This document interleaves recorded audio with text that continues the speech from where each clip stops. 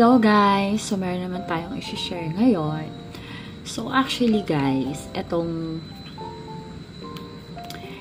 easy, kabibili ko lang. And then, nagustuhan ko siya kasi talagang parang poreless talaga yung effect niya.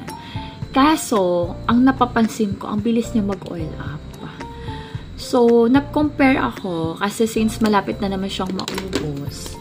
Kasi halos everything ko, halos malapit na siyang maubos. So, sabi ko, medyo pricey din kasi siya. Ayaw kasi nung masyadong pricey, tapos ang bilis maubos. Diba? Nakakahinayang gamitin. So, tinay ko ulit na gamitin itong baby ng Shiseido. So, this is pressed powder medicated. So, pwede siya sa may mga acne or pimples. And guys, I'm so happy. Kasi sobra talagang ang tagal ko mag-oil up dito. Meron akong comparison, talagang kinumpare ko siya. And sobrang affordable lang niyang Shiseido. I think 250 lang siya. Compare dito sa parang 400 plus. So problem lang dito, walang salamin. Pero kung lang naman to pang ano lang siya. Anong tawag? Pang set lang naman siya. So ayun, sobrang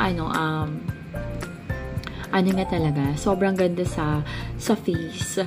So, nakaka-blurring din naman siya. So, kung gagamitin niyo siya as blurring, nakaka-blur talaga siya ng face din. Kasi, parang same lang naman sila eh.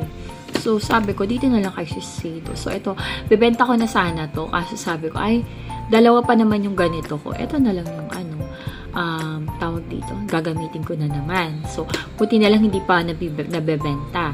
Tapos, dalawa yung ganito ko eh. So, ayun na nga. Yung isa kasi ginagamit ko next naman siya. So, pag magta-travel kami ng jowa ko. So, yun yung ginagamit ko. So, ayun. So, yun lang girls. Kung practical lang tayo, dito na kayo sa Shiseido. Tapos, matagal pa maubos. Tsaka, sobrang affordable. Tsaka kasi Shiseido branded yun So, kaya talaga siguro maganda talaga siya. So, ayun lang girls. Thank you for watching.